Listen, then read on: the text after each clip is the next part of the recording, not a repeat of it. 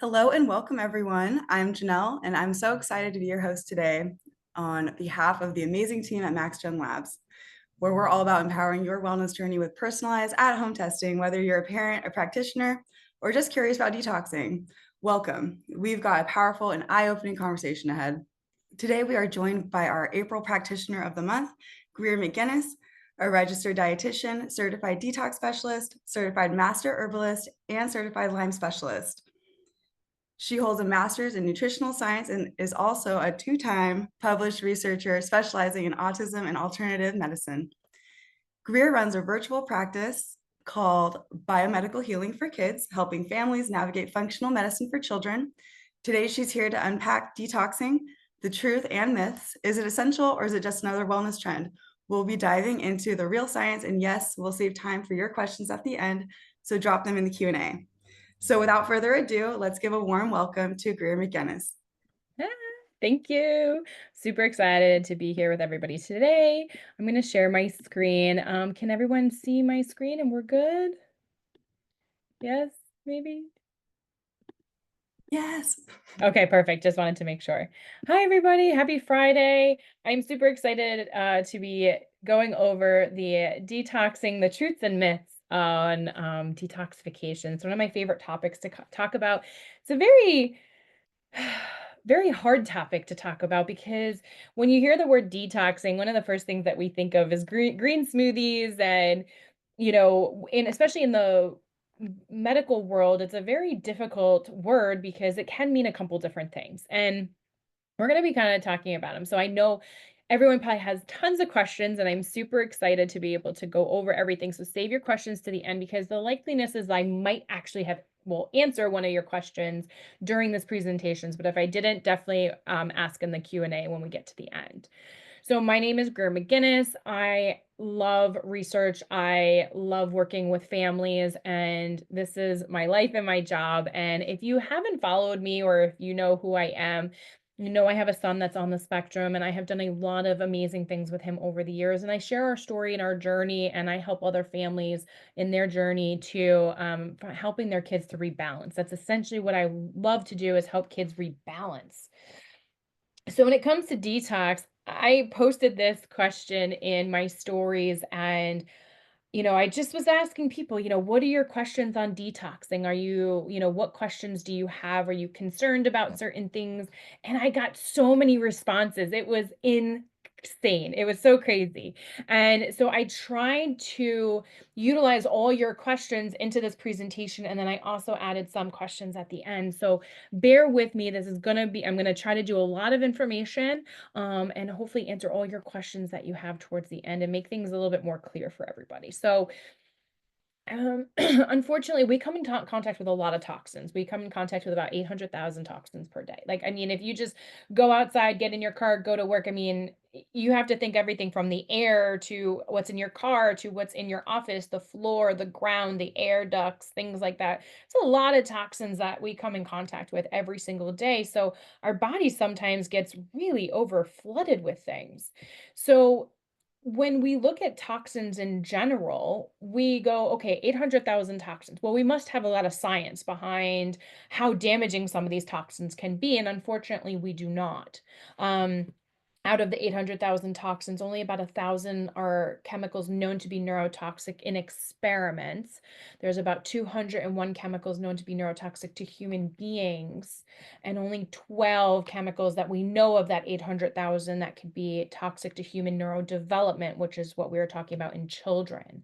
So unfortunately, science is still not there yet, and we grandfathered in a lot of toxic chemicals and toxins that can impact us every day, and we really just don't know the grave extent to what those toxins can actually do to us. So keep that in mind when you're trying to understand the toxic load in your body, trying to detox, because it can get very difficult for your body to work when we are bombarded with all these toxins. So what's interesting is if you've ever heard this concept of filling the toxic bucket.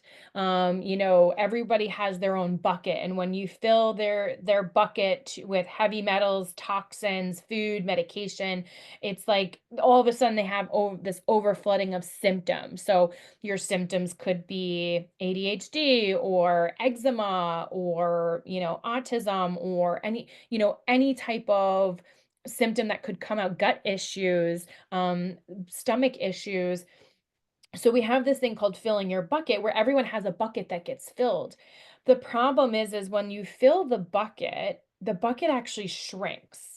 So it's not like everyone has the same size bucket. So somebody could be more sensitive to somebody else in certain things. Like I know for me, air fresheners, I get massive headaches when I'm around air fresheners and it just makes me nauseous and stuff because that bucket for me is so full in that particular area that it could just trigger me very easily to start getting headaches or to feel nauseous when I'm around an air freshener. So understand that not everyone has the same bucket. Everyone's bucket might be different, but the more you fill that bucket, the more the bucket shrinks and it's not as big as somebody else's bucket. Now, with toxins in general, okay, we could have an array of symptoms for a child. Okay. And they kind of overlap. So, say for instance, we're dealing with something like mold or heavy metals or environmental toxins. And I get asked this question like, how do I know the symptoms for mold or how do I know the symptoms for heavy metals? And sometimes, unfortunately, we don't. The overlapping symptoms are there with all toxins. It just really depends on that person and their bucket. So sometimes it might come out in different, it might come out with anxiety or joint pain or a headache. And another kid would have something different, but they're both exposed to the same toxins. So ideally, this is why it's sometimes hard to know, like, what is the actual underlying cause? Like, what was the toxin that impacted us? So when we have these imbalances, it's hard to know what was mold or digestion issues or poor detoxification and why is it causing X, Y, and Z in certain kids and not in other kids. It's the I call it the imbalanced child. And it's just we try to find those underlining issues and reasons to why this imbalance occurs. And a lot of times it could be multiple things. It might not just be one thing. It could be multiple things that are contributing to that particular person. So why are kids so susceptible to toxins in general? And I mean, 40 to 50% of kids in the United States right now have a chronic health conditions. That's from the CDC website. I think it's a little underrated. I think it's more half the population have some type of chronic health condition, diabetes, eczema, autism, ADHD, etc. And it's because kids are like sponges. So these toxins that are out there, all those 800,000 toxins, go to a child and they just basically absorb them like a sponge. So I call them SpongeBob SquarePants because essentially they just absorb so much toxic load. And it's no fault to their own. They're just that's the way their bodies are set up. And I'm going to explain that. So, unfortunately, toxic load and trying to detox can happen as early as in utero. We know that children, especially in the womb, are born with toxins, and they are born with all different types of toxins, and a lot of that comes from mom. My son had mercury, and I had amalgam fillings in that went right to him. So, I when I do a intake with a patient, I'm typically also asking them, does mom know if she has any toxic load or toxic burden? Because what happens if mom at one point in time was living in a moldy apartment or a moldy home? A lot of that is going to transfer to the child within utero too, and or breastfeeding, unfortunately. So when we're looking at toxins, there are some times where I do have to look at mom as well and say, okay, could this have started early on in pregnancy and now the child is at a disadvantage moving forward because again, so many toxins that are out there. So kids in general, and this is why they're called SpongeBob SquarePants to me, is because if you look at how they are pound for pound, weight and age and body type, they drink 7 times more water or milk than an adult will, pound for pound. Kids breathe in twice as much air as an adult, so there's your mold exposure too. They're inhaling mold spores at a higher rate. They're consuming 4 times more food than an adult, which means, again, more pesticides, more heavy metals, more mold. Even their skin is 30% thinner. They can absorb lead through their skin. They can absorb more mold through their skin. So when we look at a child, they literally can just and they're so chubby, and they have a lot of adipose tissue, and that's where a lot of toxins go. So when you have a child that's so small, they're the most susceptible for any type of environmental load and environmental damage as their bodies continue to develop. So when I hear the dose makes the poison, it's one of those horrible things that sounds like nails on a chalkboard to me, because if we look at a big picture of 800,000 toxins and we're saying, oh, but the dose makes the poison, and you add up all these little amounts of toxic exposure, they can then account and make up a lot of problems for that particular patient or that particular child. So for me, anytime I hear the dose makes the poison, I go, well, what happens when you have small doses of 800,000 toxins or coming into that person? Where's their bucket? How filled is their bucket, and is it going to overflow, and then what are the symptoms? So when I'm testing kids, it's not usually just one thing. So I just want everyone to be aware it's not always just heavy metals or lead or aluminum. It's usually a compilation of a lot of different things. And partly, again, is because their body and their system is growing, it's developing, it's not matured yet. So they have a very difficult time detoxing, and a lot of things just go right into their adipose tissue. Okay, so that's just a little bit of background of some toxins and why we're kind of in some of the trouble that we're in with kids. And I thought that was really important to kind of lead us into the next step about detoxing in general and how the body actually helps to detox. So if we have 800,000 toxins, we go, oh, and I hear this a lot from medical influencers. If you have a liver and kidney, you're detoxing, right? That's essential. I mean, your liver and your kidneys, that's what they do. Those are your main organs, and they are super important, and that is their job. That is one of their jobs. But there's more to that too. Now, the liver and kidneys 100% are huge detox organs. They're one of our main ones. But we also have a couple other ones that I think kind of get left out that need to be addressed as well. Your lungs actually help you detox. Your skin, which is the largest organ of the human body, helps you detox. And your intestines, your gut, your microbiome is super important for detoxification. And I'm going to explain this later on in this presentation too, because it's one of my favorite parts to address.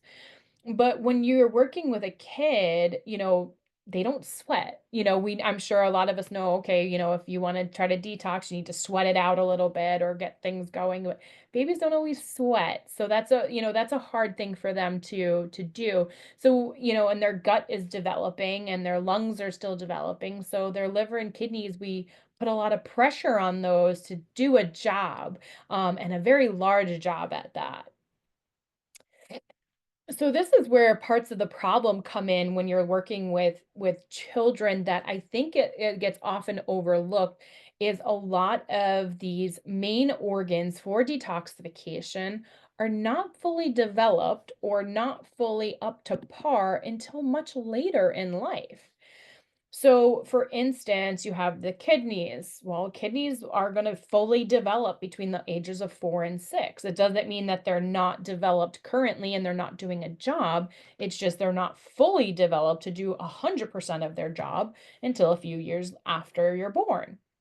Similar with the liver. Believe it or not, your liver isn't fully functioning and fully developed until the ages of 18 to 21, which is why our drinking age is 21. So if our liver isn't fully functioning and our kidney isn't fully functioning, well, that really doesn't help the situation for a child, and especially the microbiome, which is my favorite part of detoxing too, and helping a child to grow because you know, even just working with the microbiome in an infant, everything could go wrong. There are so many kids, if you think about your own child that had tons of gut issues when they were younger, constipation, acid reflux, spitting up, having difficulties with foods and chewing foods or swallowing foods. There can be a lot of things that go wrong with the digestive tract. And the microbiome isn't fully developed until you're about 3 years of age as well. So there's a lot of things for that detoxification of why kids, I think, need to detox or need to be assessed for detoxing and helped more than sometimes an adult.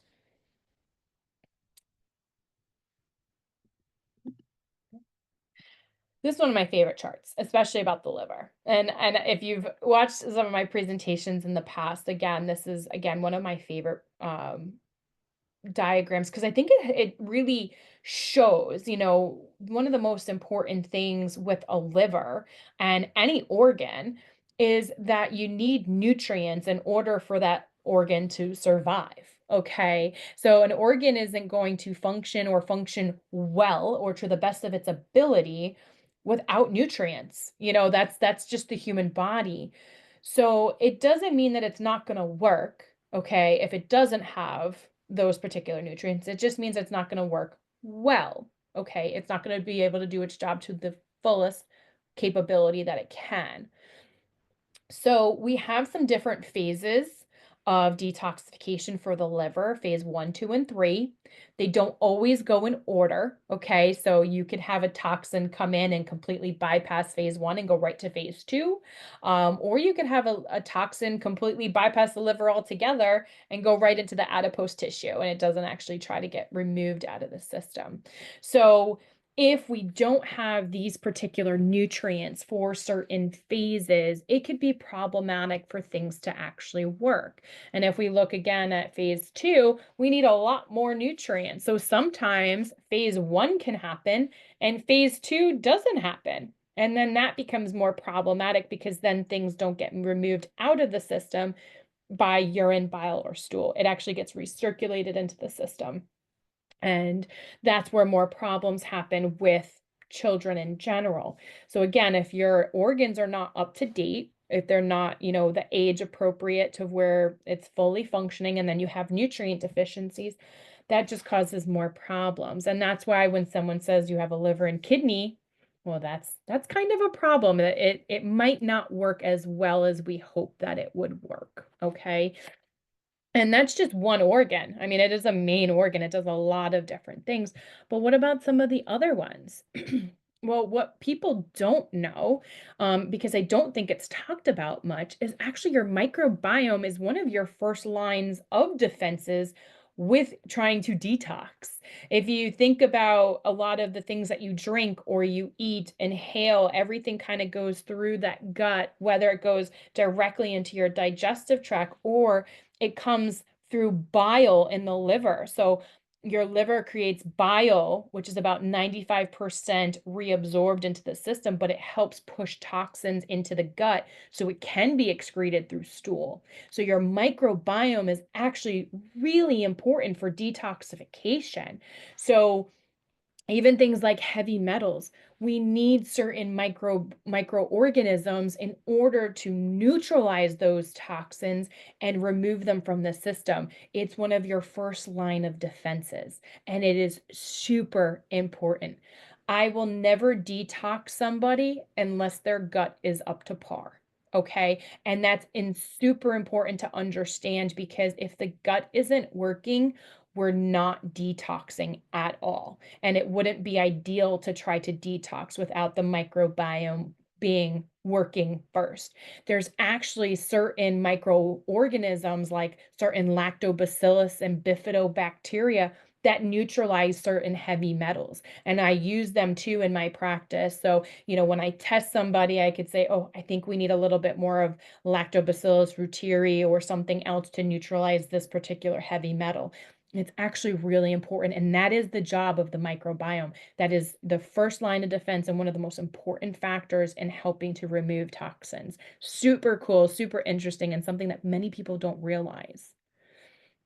So again, the gut matters most to me. The gut does so many different things. And again, within the first 3 years of life, the microbiome is developing. The microbiome is being created. It helps make your immune system. It helps your detoxification pathways. It helps just in general create the engine to the car for the rest of the system. So as you can see, the microbiome does a lot of different things, including one of the most important things is bile acid interaction, getting toxins from the liver and the bile to get through the gut and excrete that waste. Okay, so those are super important and they all have to work together. All of our organs have to work together and be balanced, or else nothing is going to work.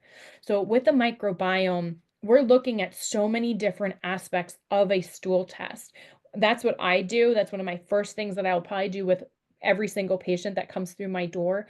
Because if things are imbalanced, you have H. pylori that could eat your iron, that could actually, nickel feeds H. pylori. That's a problem because then it can keep thriving. Having dysbiosis and overgrowth, all of these are not favorable to detoxification. Leaky gut, things like that. If you're not digesting and moving food out, you have leaky gut, you're losing all those nutrients, you're losing those toxins out of the gut and into the bloodstream, and that's where we don't want them to go. Okay, so you have to kind of plug the holes and filter everything out so that it works the way that you want to. So again, one of the biggest things I will do, and I tell and I advocate this very much, is to do a stool test. And I also put some of my favorite testing if you are interested in doing testing. These are some of my favorite tests that I would do for a stool test for a patient to really understand first where the problems are, where the issues are before we even start detoxing. I know we want to detox, but if your gut isn't working, it's not going to happen. It's not going to work. And this is where usually we see a lot of issues happening, or regression issues, or the kids not tolerating a supplement correctly. It's usually because the microbiome in the liver isn't balanced to where it needs to be. So again, super important to do more than anything else before you start the detox process. So what is the best detox? I get asked this question all the time, and it's like, what are we detoxing? I will get messages at least once a day saying, I need to learn how to detox my kid. What do you suggest? Or what is the best supplement? The problem is when you're detoxing, it's not we need to know what we're detoxing, because believe it or not, different toxins react or bind, or certain supplements are used that are better for certain things. So this is why I'll ask, well, what are we wanting to detox? Are we trying to detox heavy metals? Are we trying to detox molds? Environmental toxins like glyphosate? Like, what are we actually trying to target here? Because once we have a target, we'll know what we need to do. Now, it doesn't mean that the supplement that we're going to be putting a patient on won't work for other things too. I kind of calling it killing two birds with one supplement. Some might take care of both. But I try to be targeted because it's going to be very different if I'm treating heavy metals versus mold. Those protocols are going to be very different. They're not going to be the same. So for me, I'm going to be testing toxins. I'm going to be testing their heavy metals. I'm going to see what's going on inside their body. I'm going to be looking at the environmental toxin aspect. And I'm also going to be looking at their mycotoxin, which is mold. Now, depending on your location and where you live, certain toxins might be higher than others. For instance, my Floridians, if you live in Alabama, Georgia, Mississippi, Louisiana, you're one of my highest mold states. And I'm going to be definitely doing a mold test on you, because My concern is because of the damp, hot, humid, wet climate, you're at a higher rate for mold exposure, and there's data to show that. Now, if you live in Texas, California, some of the East Coast, I'm also going to be concerned with heavy metals and environmental toxins because the water supply isn't the greatest. Texas, unfortunately, has the worst water supply in the United States. And you also have very high levels of environmental toxins, and that a lot of times has to do with, are you near agricultural areas? Do you have a lot of golf courses and places that really keep up with the yards and things like that? So your location, sometimes you might be higher in certain toxins than other, and I will always ask my families where they live and then figure out what testing might be the best, or we just run all three because, again, trying to identify symptoms, it could be one, it could be two, it could be three, it could be all of the above. So it's really hard, but certain areas will be more toxic than others. There are some testing that you can do as well. It's a simple urine test. It's very easy to do. There are certain companies that I like that do different ones. Unfortunately, heavy metal hair testing is not accurate. The gold standard from the NHANES research studies are all urine testing. So urine is the best to see what's going on with the body right now to get the most accurate picture of what your person is detoxing. Now, I know it sometimes looks scary when you see, and if anyone has done toxins and you go, "Oh my gosh, my kid has so many toxins in their body." Believe it or not, that's actually normal. Okay. We want to see toxins coming out. We want to see people excreting toxins. So don't get scared if you go, "Oh my gosh, like my son has just so many heavy metals, so much mold coming out and environmental toxins." That's a good thing. Okay. That means their body is trying to excrete it and to get it out, and we want to capture it. I am more scared and nervous when I get a test result and there is very minimal toxins coming out of the system. Okay. So keep that in mind because I know we kind of look at that backwards and we go, "Oh, we don't want to see toxins. We want to see nothing." And that's not where we go with this. We want to see excretion. However, it shows us that maybe the exposure is happening every day. Maybe the exposure is happening sporadically, and we can kind of gauge that from some of the tests. So just something to keep in mind. Don't panic if you come back and you see it. So can genetics impact detoxification? 100%. Okay. I am a firm believer in understanding a person as the whole individual. Stool testing and understanding the microbiome and the environmental toxin test, hands down, one of the most important things that we should do because genetics can be a secondary part to this too, where if your body isn't getting the nutrients that they need or not getting absorbed, that's more important than the genetic aspect because genetics I can't necessarily fix. But I can fix your leaky gut and I can fix your digestive system so that you can absorb your nutrients and things start to work like your detoxification system works better. However, the genetic component can help us when we're trying to understand why somebody is having such a difficult time with detoxification. Where is there a hiccup, so to speak, within the genetic code? So these are some of the genetic or the genes from MaxGen Labs that they look for that specialize in how a person detoxes, metabolizes environmental toxins, excretes, and kind of looks at different aspects and different variations. And I'm going to make sure that these slides are available for everybody so that you can have them too if you just want some quick references or you can take screenshots. But these are genes that can impact where somebody has a hiccup in their detoxification pathways. It could be phase 1, it could be phase 2, it could be any one of them, or just the before, and we'll talk about that in a second, like MTHFR and glutathione. But there could be a lot of hiccups that happen, and it's great to understand this because then we kind of go, okay, if a person's having hiccups in these particular areas, that could be really important. How to basically support them. Maybe they need a specific supplement that we wouldn't think of because we didn't know of their genetic predisposition. So these are some that work with cytokine P450, our phase 2 detoxification. We're different in that phase 2 section that I showed you. There's a bunch of conjugation pathways that some do heavy metals, some do environmental toxins, some do mold. They don't all do the same thing. So if you have a hiccup there, it could affect how you just detox pesticides or heavy metals.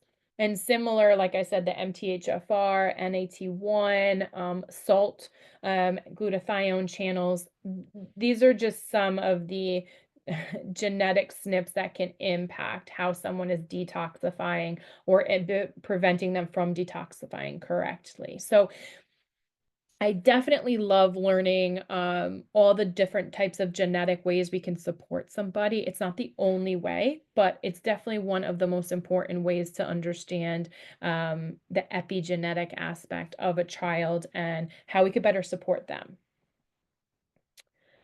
So can toxins actually be removed and how? And do you need a green smoothie to do it? Well, the answer is you don't need a green smoothie to do it, but you can help somebody remove the toxic load. And one of the first things we're going to do is identify the toxin. And that's why we test, because I could detox you all day long, but if you're still in a home with a ton of mold and you thought maybe heavy metals was the problem, you're not going to get better. So that's why we test and we identify that toxin piece and we avoid it and avoid it and avoid it because we don't want it coming back into the system. We're going to work on that rebalancing the microbiome first to try to get just the body rebalanced and everything moving and working, and then use specific targeted supplements to actually help safely remove those toxins from the body. So that's going to be one of the most important thing. And then a lot of times we do follow up and retest to make sure we are making a dent and things are being excreted. Remember, kids are not mini adults here, okay? So how you would be, and I've had families that they go, okay, we identified the toxin for mom and dad. Does the child have the same toxin? Well, they may or may not. It really depends. They might even have more toxins or more mold markers than mom and dad because mom and dad are built differently, and their detoxification pathways are better maybe for mom and not dad. So we need to make sure that when we're identifying those toxins, we can't just go by mom and dad and think because mom and dad have them, the child has it. Because that's happened to me before where we assume the child has mold exposure just because mom and dad had mold exposure, but then later found out that the exposure from mom and dad was from a different home or a different office building or something unrelated, and the child was never exposed. So we don't want to treat unnecessarily. We want to make sure we do need to treat that child because they are very different in how they detox versus an adult. And, kids could be really tough to detox sometimes, or they could be really easy. I really wish that I could give you a idea of when you're detoxing someone, and we're going to talk about the different supplements in a few minutes. Just understand that not everyone detoxes the same way. Okay. What supplements this child took and did great with might not be the same for your child. Your child might have a really bad reaction. And that's why it's important to individually test and understand your specific child's needs and what's going on before trying to throw some supplements at them because we want to be accurate. We don't want to throw spaghetti at a wall and hope something's going to stick. We want to make sure that we know exactly what's going on with that child, exactly how to help them, and have a plan on how to help them be rebalanced and get rid of whatever is party like whatever is impacting their system. So like I said, supplement plans should be individualized. So let's talk about some of these different types of toxins and binders. So we have something called binders. Now, there can be different types of binders that are out here, and I put below the most common types of ingredients that are typically found in what we would classify as a binder. So a binder, essentially what it does is bind. Binders essentially try to go through the GI tract. And remember, we talked about bile. It's actually going to help with bile-bound toxins to make sure that the bile that's coming into the gut is also being cleansed and cleaned so that when it gets reabsorbed, it's not reabsorbing the toxins as well. So we use binders a lot more for environmental toxins and for mold toxins. Those are typically more or less what we use those particular types of binders for. Now, you could see at the bottom, we also have something called zeolites, and we're going to talk, they kind of are classified as both a binder and a chelator. And so you'll see sometimes in a combo supplement, they might have activated charcoal, bentonite clay, zeolites, they might have inulin, which is like a prebiotic fiber too. They might have chitosan in it. They might have, there might be all these different types of things in it, and they call it a binder, and it can kind of bind and chelate at the same time. So this is what binders are for. Binders should never be given for more than 2 months at a time for a child. And when you are giving a binder, because it does bind, it needs to be away from other supplements and vitamins and minerals. So typically we do say to give it before bedtime. So it's away from food, it's away from supplements, and it doesn't interfere with anything that could, again, bind, because it is a binder. It will bind to nutrients, it will bind to food, it will bind to medication. So we need to be careful when we're using binders. And then we have something called chelators. Now, there's many different types of chelators that are out there, and this is more of helping to remove heavy metals specifically more from the system. I did put the medications up, the EDTA, DMSA, and DMPS. Depending on your practitioner, I have seen more and more practitioners using actual medication for chelators. I am not a fan of using them, specifically for two reasons. One, they are very strong and they could be very harsh. And two, they are known to specifically bind to minerals too. So the problem is you have to make sure that you are taking an extensive amount of minerals to combat the removal of the nutrients from those specific chelators. And again, chelators also shouldn't be taken for long periods of time, but some are a little bit easier to take longer than others. And you'll see we have like ALA, alpha lipoic acid, modified citrus pectin, zeolites, again, like I said, could be kind of a binder and a chelator, and herbals. So, herbals you can take ongoing. They're never typically a problem. Zeolites people take anywhere from 6 months to a year, sometimes longer. Modified citrus pectin and ALA can be taken for longer periods, as they're not anything that is so aggressive to remove other types of minerals from the human body. So again, so this is, again, more or less targeting more heavy metals. Now, the reason for chelators is that they're a negative charge and they go looking for positive charge ions. So think of a magnet. So some of these chelators are negative charges, and then something that could be a positive charge is heavy metals.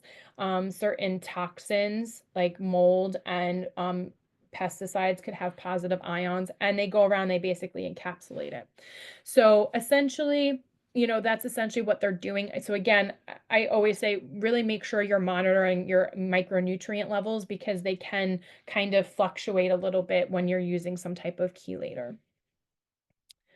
And then you have antioxidants, and I think sometimes we underestimate our antioxidants. Our antioxidants also really do help, not only, neutralize inflammation and free radicals and toxins and stuff, they can help remove them as well. So things like vitamin C, glutathione, NAC, which is, our master antioxidant, and NAC is like a precursor to producing glutathione.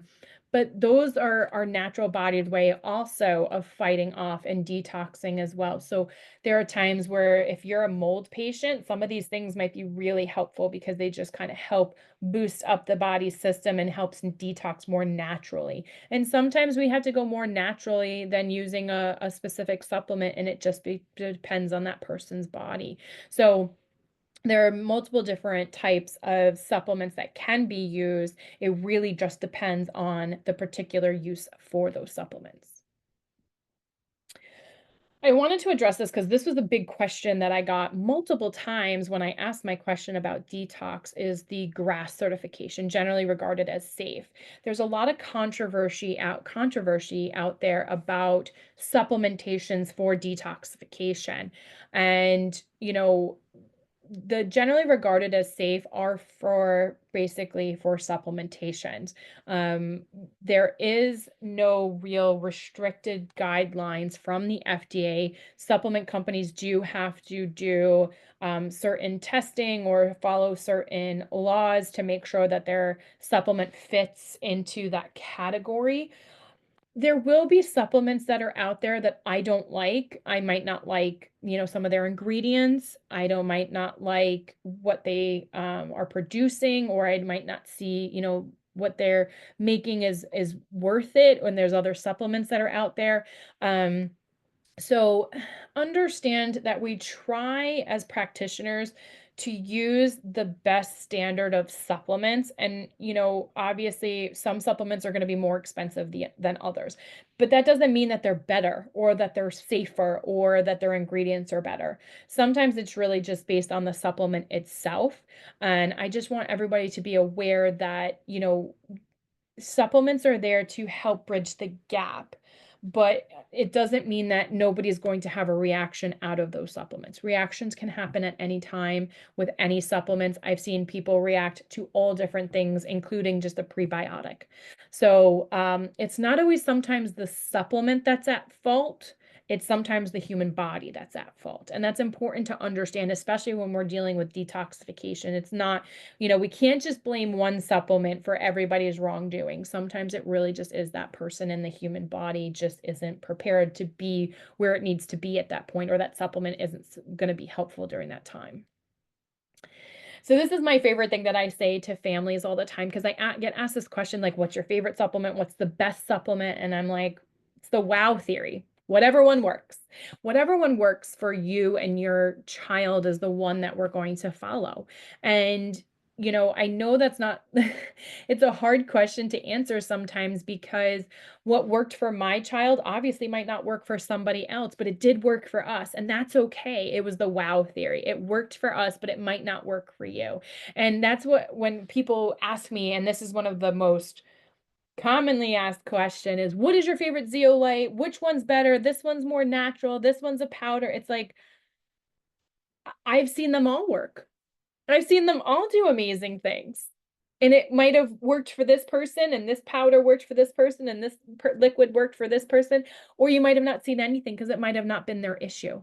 So just because you tried something and it didn't work doesn't mean that it was the supplement. It didn't do anything. It just might have not been your child's issue. And that's part of, understanding about detox and why we want to be selective in understanding what we're doing, is because then we can definitely know, what product might be the best for that person. Do they need a specific product? Do they need you know, um, a product that has multiple different things in it? That's always hard to know and to tell. But I can honestly tell you one of the biggest things is that, you know, the the internet is the wild, wild west for health information. And I want just everyone to understand that nothing is better or above anything else a lot of the times. I've used some cheaper products that work way better than the most expensive products on the market. Sometimes it, it depends on the marketing, it depends on who's saying it, and just take that with a grain of salt when you see or hear people talking about different things. It's not always about the product. It's about the person and what's going on in their system. So some common questions that I did get asked that I couldn't really answer in the presentation, but how do you know if a detox is working? And usually we'll see symptoms and we'll see that person improve, or we're going to be retesting. Now, there are times where I've had a patient that we removed tons of mold and they didn't get him better. They didn't improve. Their results looked great. But physically they were still struggling because other issues were coming up as well after we removed the mold. So other things can pop up when you do remove things. So just keep that in mind too. So sometimes it's, you know, retesting the person and seeing, or just monitoring that person and their symptoms and improvements. Detoxing can take anywhere from 6 months to a year typically, especially in a child. For an adult, it could take more, but for a child, because their body is growing and developing, it could take more than that time. So, but again, it depends on what we're removing. Mold takes longer than heavy metals sometimes. So it's always individualized and just seeing how that person responds to treatment as well. How often do we need to detox? And that really does depend on your environment too. So, you could still try to support a detox every day. And I'm going to show you in the next slide some at home easy things that you could do every day that actually does support detox, that doesn't include a supplementation. And like I said, one of the most important things is not taking binders for more than 2 to 3 months at a time, especially for a child. That's super important. You do not want your child to become deficient and nutrient deficient in anything, especially if you've been on binders for long periods of time. And can detox cause regression? And unfortunately, yes, I've seen it happen. Um, I don't typically have it happen to me very often. And that's typically because I work on the microbiome and I build up the nutrients first. And then I work on detoxing.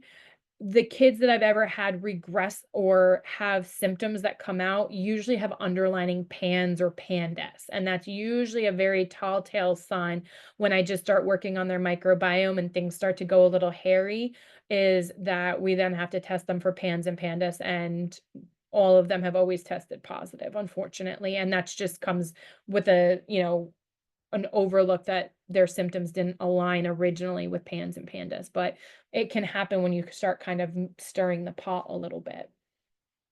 So easy detoxes to do at home, and we're gonna wrap up with this as well. And then I'm gonna open it up to, because I already see some amazing questions. What can you do at home? Well, there's a lot you could do at home, and a lot of this all helps with detoxification too. Castor oil packs and just rubbing castor oil on the body or on the belly button, red light therapy, detox, Epsom salt baths, lymphatic drainage with vibrating plate, trampoline, lymphatic massages, being grounded and barefoot for more than 15 minutes a day outside. Exercising actually helps you detox, guys. It actually improves your microbiome. Increasing fluids with like lemon water and stuff, those are really great. Decreasing sugar to support your immune system, vitamin and mineral supplements, and getting sunlights for at least 15 minutes a day, outside, which is a lot of the times that we don't do that often. But these are all detoxes. I know it doesn't seem like that because we always assume that we need, to eat something, take something, a supplementation to detox, but you really don't. You can actually use everything around you to help you with detox and supporting your liver and supporting your body and supporting your emotions, getting good sleep. That's important for detox. Like there's so many amazing things that are out there for detoxification that do not need a supplementation for. So yeah, so we're done. I hope you guys enjoyed this lecture, and I'm super excited to dive into some of your questions.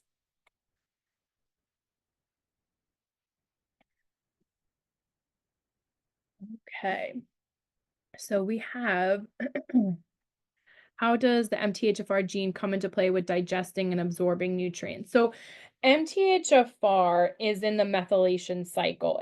It's not how MTHFR gene plays a role into it. It's the opposite. If your digestion and you're not absorbing your nutrients, you're lacking nutrients that are needed in the methylation cycle for methylation cycle to work. Autism kiddos, which is what I specialize in, are known to have at least one nutrient deficiency. So sometimes it's a way more. So it's your B vitamins, it's your zinc, it's, magnesium, things like that. There's a lot of nutrients that are needed for the methylation cycle because the methylation cycle is so big. So it's the opposite. Your gut and digestion needs to work for optimal help with organs and all your genetics. So that's how it plays a role. I hope that uh, answers that question. Um, was reading a study that nicotine reports of autism for calming and gastro issues. So these are new. So the nicotine studies for the receptors and stuff is slightly new. I've seen probably about one or two practitioners that have started to use it because they've used it in their own children, but then I've also seen kids do it and it doesn't work at all. So I'm not an expert in that area, and the research is still very, very limited. So unfortunately, I don't know. I don't think we have an answer. And I would be a little bit skeptical of using a nicotine patch personally. That's just I wouldn't really want nicotine being in my child's system, but that's just me. If it could help, I could totally understand why you would want to do it. Is it necessary to do nutrient deficiency testing in addition to a stool test before planning detoxification? Great question. I typically do a stool test first, and I wait around 4 to 6 weeks before doing any type of nutrient testing, and that also includes a nutrient testing with a doctor because it takes 4 to 6 weeks for your white blood cells to turn over in the body in order to absorb more nutrients. So your white blood cells is your longer storage of nutrients. So if most of my patients, if I did a micronutrient test at the same time as a stool test, they're going to be deficient in like majority of nutrients. It's not even worth putting them through the blood work. So I wait. I wait until 4 to 6 weeks after working on the gut and putting them on vitamins and minerals and things like that if they need it, and then assessing where we think we are. It is blood work, which I know could be very difficult for some kids to do, and I understand that. So sometimes my families want to do it, and other times they just say it's not an option right now. And sometimes we'll just do some nutrient testing with a pediatrician or a doctor that will just look at a couple nutrients for us. Um, how long does it take to see result once you detox your child? Huh? Okay, so this is a two-part question. So how long does it take to see results once you detox a child? It depends. Totally depends. I have seen patients who within the first week have seen amazing results just working on their gut and rebalancing their system. And I've had kids needing 6 months of working on their gut and detoxing and supplements to see results. So every kid is going to be really different. That's really hard. It is really individualized of what was causing that person's underlying issue. And your second follow-up question, how long does one typically need to detox for? And this is something you need to do forever. So like I said, it depends on your exposure and your toxins and what you've been exposed to. And you do need to detox forever technically, but like the last slide I showed you, those are just amazing ways that you could do detox every day. You could do detox massages and lymphatic drainage and Epsom salt baths. I mean, those are all amazing ways to help your body detox as you've gotten to a good spot in your life. Can you use glutathione and NAC? You can use them together. It might be really strong to do that though. I usually only do one or the other depending on the child because NAC is a precursor for glutathione and then glutathione is glutathione. And research has shown you need to actually give glutathione every day for a longer period of time for it to work and kick in. So it really does depend. But I typically would not usually do them together. It might be a little too much. How do you test for PANDAS? I use a test called the NeuroZoomer Plus. It's a finger prick or a blood test that looks at 4 of the 5 antibody markers for PANS and PANDAS specifically. What can happen if you're on a gut binder for longer than 2 months? We see an autism. On gut binder since August. Now I'm a little nervous. So what can happen though is it binds to nutrients. So it essentially can cause nutrient deficiencies if you're on a binder for too long. And I've seen it happen, and I have test results to show that that can happen. So typically I rotate. So I might do a binder, or I might do some type of fiber or something, and I rotate them around. I try not to keep a binder on for too long, especially for a child during certain growth periods too, because they need all the nutrients that they can get.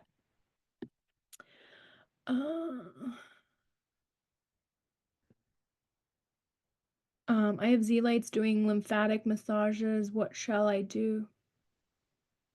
Oh. If you saw the last slides, those were everything else that you could do with the detoxification. That could be really important. Um, In nutrient testing, I do the Vibrant America Micronutrient 3.0. It's a blood test. All micronutrient ones are blood tests, but it could be helpful. I don't do them all the time because parents, some of my kids are just so little, like doing blood work is just too tough. So we try to split it up a little bit too. How do you deal with behavior during a detox protocol? Behaviors like hyperactivity, emotional dysregulation. So when that happens, when you're trying to detox and you have those types of reactions and stuff, those could be Herxheimer responses or a reaction to a supplementation, especially if those are new behaviors. So if you're saying your child was not as hyperactive and not as not as emotional as before, I would say reevaluate your protocol, either decrease, stop, or reset a little bit. And maybe you need to go back and work on the gut a little bit or some nutrients because obviously there's an imbalance somewhere, and the child is having some type of a reaction. Do you ever see negative side effects during Yeah, you could see negative reactions during detox process, like irritability behaviors. Usually what I always tell my families is we're going low and slow. This isn't a race. Like we're not trying to race against the clock here. We start slow, we increase, and we see how the child reacts. And usually I'm only going to start one thing at a time with a detox phase because every child's different. And sometimes I can tell how they're gonna react, so I'll pick and choose my supplements cautiously. I might use something gentler. Like, before I go for something high, like a binder or a zeolite, I might go for, like, chlorella or chlorophyll first, or Biosil, like, which is silica. I might go something really, really small and gentle, and then work my way up and see where the kid is. But most of my kiddos really don't have crazy reactions with the supplements. Somebody's asking me about PANS and PANDAS and the NeuroZoomer Plus. I do have a video on my Instagram for Biomedical Healing for Kids where I do go over that test and the specific markers that we're looking for there. Um, do you use electrolymphatic therapy, methylene blue in conjunction with red light therapy?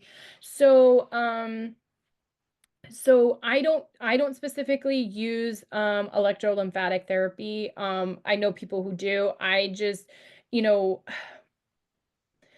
it depends, like, are you trying to buy it for yourself? Are you trying to go to a center? I like things that you can have in the home, like a vibrating plate. Life Pro has a great lymphatic life vibrating plate that kids love, especially our sensory kiddos. Like my kids love going on it and sitting on it. And that's great. So sometimes you don't have to like go and spend tons of money on something. You can just have something pretty simple. Methylene blue could be really helpful. I did an Instagram live with my friend Dr. Cher, who works for Transcriptions, which is a methylene blue company, and we talked all about methylene blue, which is awesome. And I do love red light therapy. It's one of my favorite things.